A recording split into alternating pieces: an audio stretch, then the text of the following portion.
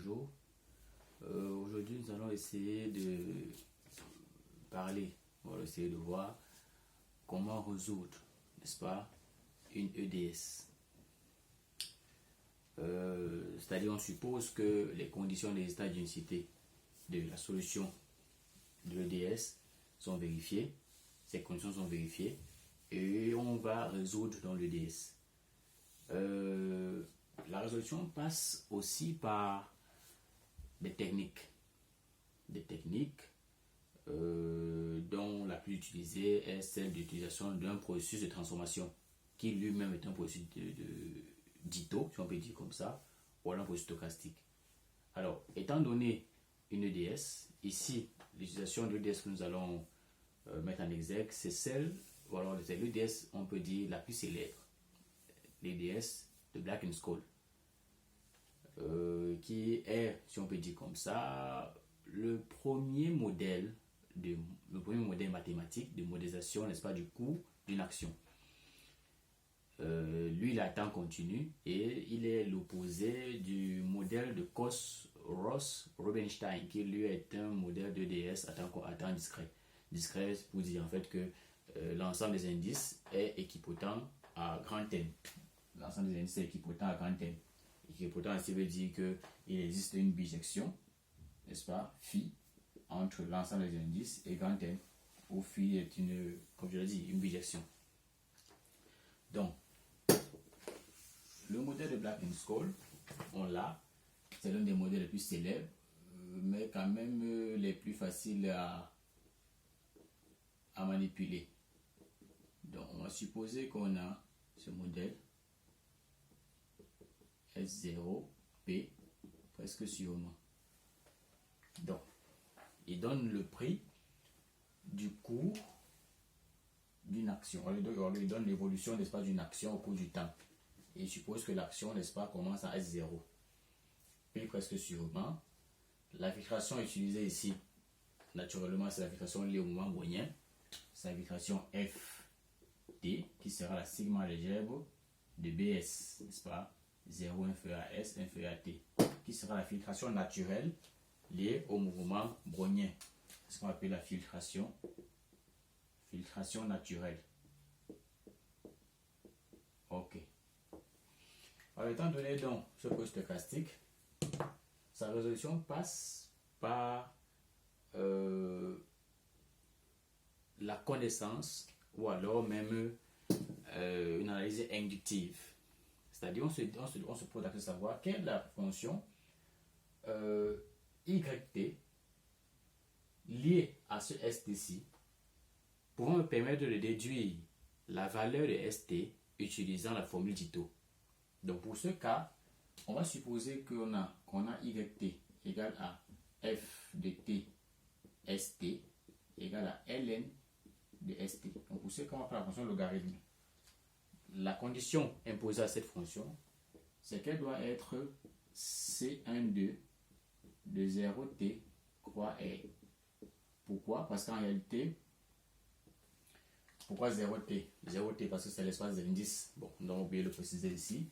C'est pour quel que soit t appartenant à, bon, on va dire 0t comme ceci. Parce qu'en réalité, en 0, on l'a déjà ici, c'est S0. Donc, plus besoin de préciser là-bas. Donc, on va supposer que f est C12 0t croix R. C1 est lié à cet intervalle, donc c'est C1 par rapport à t. Donc, c'est continu, différentiable une seule fois, et différentiel continu par rapport à t. Ça, c'est pour 1. Pour le 2, ça veut dire 2 fois, c'est-à-dire c'est continu, et 2 fois différentiable. Et la deuxième différentielle doit être continue par rapport à S, en fait. Puisque ici, on suppose que S vit dans R. Donc, étant donné donc YT égale à ceci, on va supposer que c'est ce qu'on va appeler le processus de transformation. N'est-ce pas? On va appliquer une formule, donc la formule d'ITO, qui dit que la différentielle du processus de transformation, c'est égal à la dérivée partielle de f par rapport à t dt, plus la dérivée partielle de f par rapport à x dst. Bon, puisque les variables sont en fait ici. ts, on va mettre plutôt s, n'est-ce pas, plus 1 demi de la dérivée au carré de f par rapport à s carré dst scalaire dst. Voilà. Plusieurs personnes seront vraiment très étonnées de voir cette écriture, parce qu'en réalité souvent on met dst carré, mais c'est la même chose. Ceci, c'est un produit scalaire. Dans ce cas, il va correspondre au produit scalaire usuel. C'est-à-dire qu'on met, pour entrer un peu plus en profondeur, il correspondra à ce qu'on va appeler le crochet. Donc dans des vidéos précédentes, dans les vidéos suivantes, nous allons, dans le futur, des vidéos futures, nous allons expliquer comment ça fonctionne, le crochet. Mais ici, on va le considérer juste comme un produit scalaire. Donc, par la suite, on va se mettre à dériver. Alors, que vaut donc la dérivée de f par rapport à t, puisqu'il faudrait remplacer là. Et petite remarque, c'est que cette écriture ressemble un peu au développement limité de Taylor. Donc, Ito, là on ne sait pas si c'est Ito qui s'est inspiré de Taylor, c'est Taylor qui s'est inspiré d'Ito, mais ça ressemble un peu à l'écriture de Taylor. Donc, ici, pour remplacer, on va calculer, n'est-ce pas? On va avoir d'abord la dérivée de f par rapport à t, n'est-ce pas? Ce qui va être égal à quoi? Si je prends ln de st, parce qu'en réalité, il faudrait savoir que cette fonction-ci, si je vais l'écrire avec des petites variables manipulables, je vais écrire comme ceci, égal à ln de s. Je vais écrire ça comme ceci, égal à ln de s. Donc, ici, dérivée de f par rapport à t, c'est 0. Dérivée de f par rapport à s, ça me donne exactement quoi? 1 sur s. Et dérivée carré de f par rapport à s carré me donne moins 1 sur s carré. Parce que je dérive ça. Je dérive ceci par rapport à s. La dérivée de ln de x, c'est 1 sur x. Ça fait 1 sur s.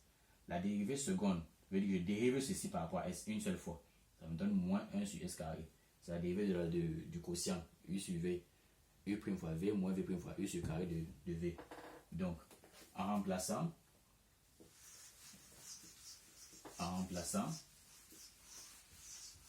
nous aurons donc ici df égale 0 fois dt plus 1 sur s. Mais là, c'est, puisque je vais utiliser la dynamique ds, je préfère donc garder 1 sur st ici. Je m'écris plutôt st. Donc, je quitte de la valeur petit s, de l'argument petit s, à tout le processus. Donc, avec 1 sur st, dst.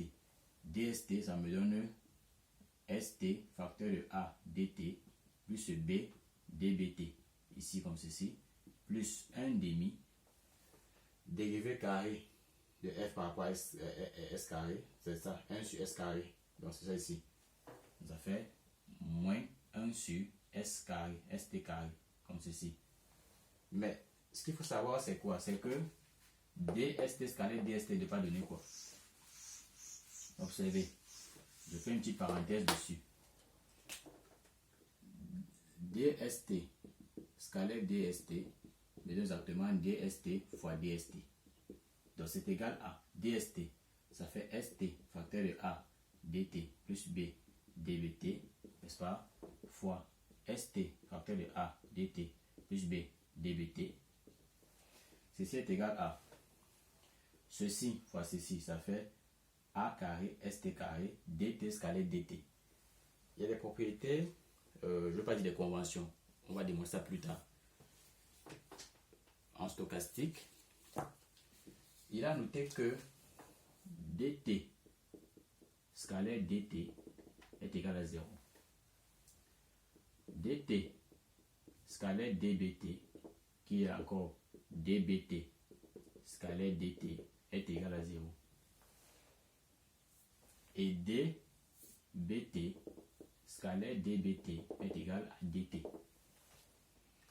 De façon générale même, si j'ai deux mouvements browniens, n'est-ce pas? C'est une parenthèse, hein? Donc on va continuer ici. De façon générale, si j'ai deux mouvements browniens, wt et bt, alors dwt fois dbt, c'est égal au coefficient de corrélation linéaire entre wt et bt fois dt. De façon générale, je vais entrer en profondeur un peu plus dans ces choses-là, au fur et à mesure. Mais comme c'est encore le début, on va utiliser les choses de façon classique. Donc, pour la suite,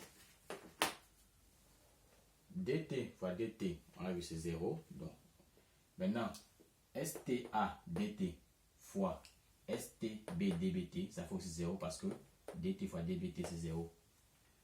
On a fini avec ceci. stb dbt fois d fois ceci, ça fait 0 parce qu'on aura dbt fois dt qui est 0.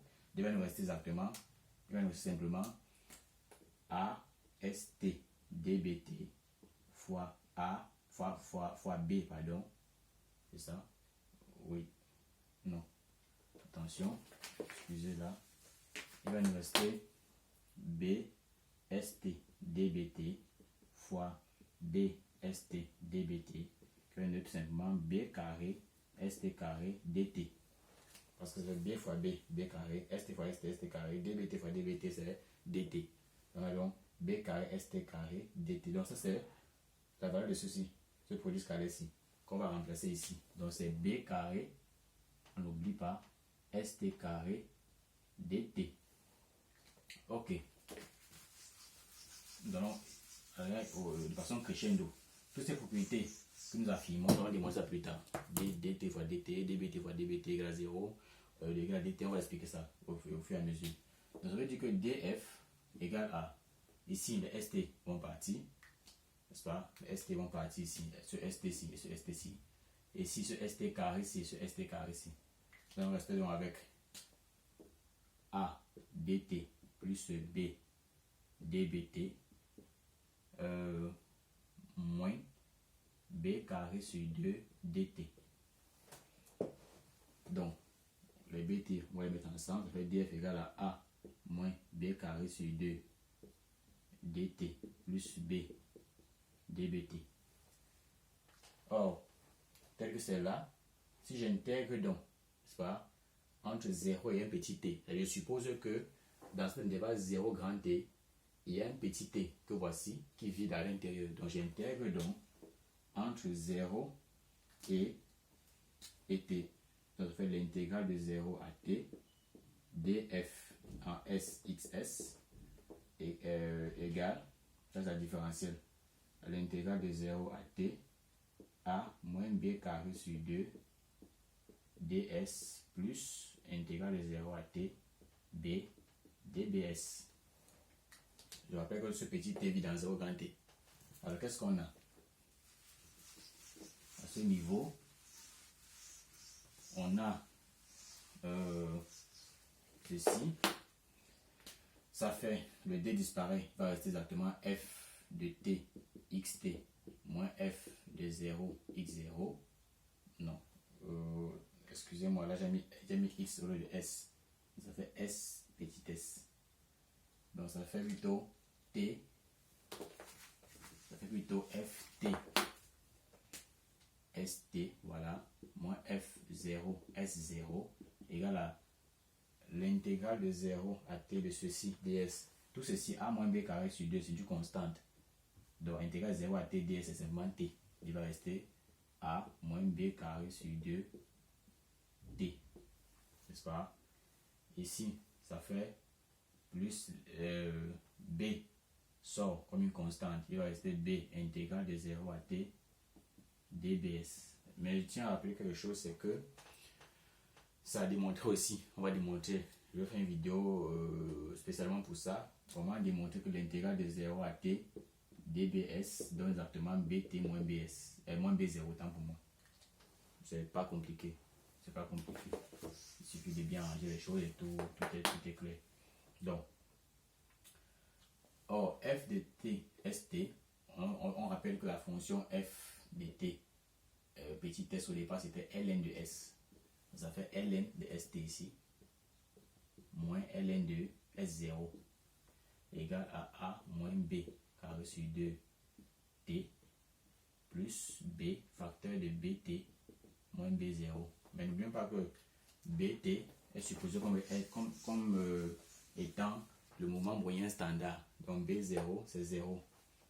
Ln de s0 c'est petit s0. Donc ça fait ln de grand s0 c'est ln de petit s0. Donc ça devient ln de st égale à ln de petit s0 plus a moins b carré sur 2t plus b bt. Pourquoi? Parce que b0 c'est 0. On a dit seulement moyen standard. b0 c'est 0.